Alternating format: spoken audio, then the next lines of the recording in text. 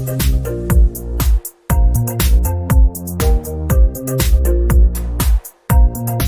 and welcome to Uncorked, the show we break down your favorite made-for-TV movies, one bottle at a time. I'm your host, Patrick Serrano, and today we're talking about Faith and Forgiveness, the Duck Dynasty Love Story. Faith and Forgiveness, the Duck Dynasty Love Story stars Haley Rom, Luke Benward, and Mary Hollis Inboden.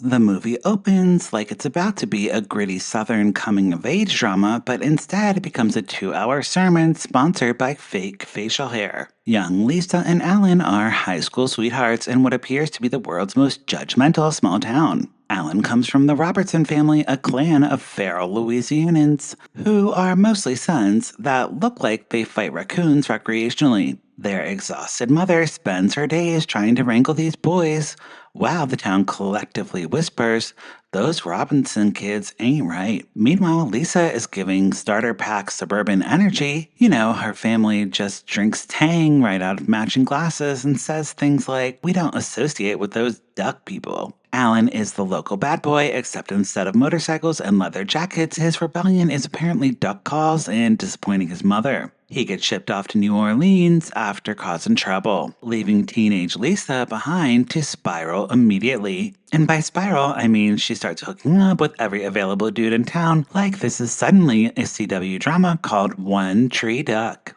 Eventually she gets pregnant because apparently literally nobody in Louisiana has access to healthcare. Meanwhile, Alan is off suffering artistically in the city until he returns home looking like he lost a fight. He talks to his dad, who looks like he frequents the Spirit Halloween facial hair section.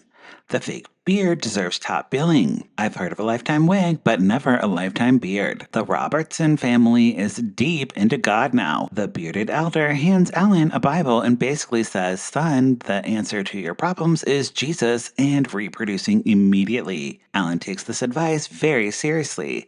He goes outside, reads scripture dramatically, and stares into the distance thinking of Lisa like he is in a Christian country music video. He reconnects with Lisa, apologizes for abandoning her, and they decide to do things the right way, which apparently means no sex, no drinking, no joy. Lisa admits she had an abortion, and Alan responds with the least comforting line imaginable. "I already knew. This is a small town." That sounds less like forgiveness and more like gossip. Anyway, they get married immediately because this movie thinks courtship should last approximately one Bible verse. They have kids, settle down, and Alan decides he wants to become a preacher despite previously demonstrating the emotional depth of camouflage cargo shorts. Lisa, however, is struggling. She's dealing with trauma, shame, and the crushing pressure of being surrounded by a family that treats duck calls like a sacred ministry. She quits her bank job to help with the family business, and she spends more time with the family than she does her own husband. Enter Dylan, the ex-boyfriend. This man sees Lisa looking emotionally vulnerable and says, "Excellent." He starts flirting and she resists for about 12 seconds. And as soon as they're having a full love affair funded by stolen duck money. Imagine embezzling from a duck calling business for motel hookups.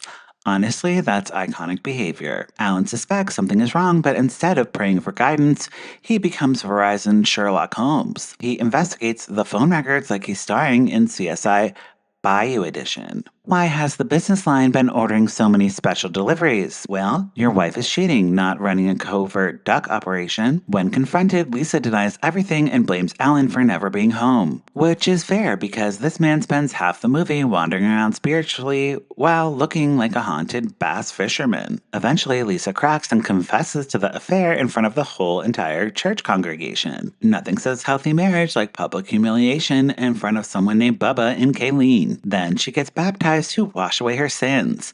Alan forgives her and they reconnect a family. Duck calls echo triumphantly in the distance. By the end, I still had so many questions. Who demanded this movie? Who was sitting at Lifetime headquarters saying, "I think people need duck lore"? Why did every beard look legally flammable? And why does this entire film feel like a Chick-fil-A commercial with infidelity? And that is Faith and Forgiveness, a Duck Dynasty Love Story. I don't think I need to say much more about this movie than put a cork in it.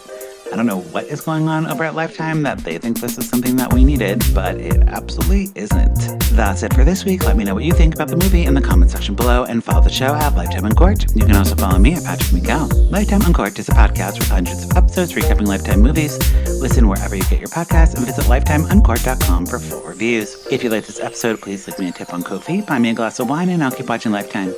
That's it for this week. We'll talk to you next time. Bye!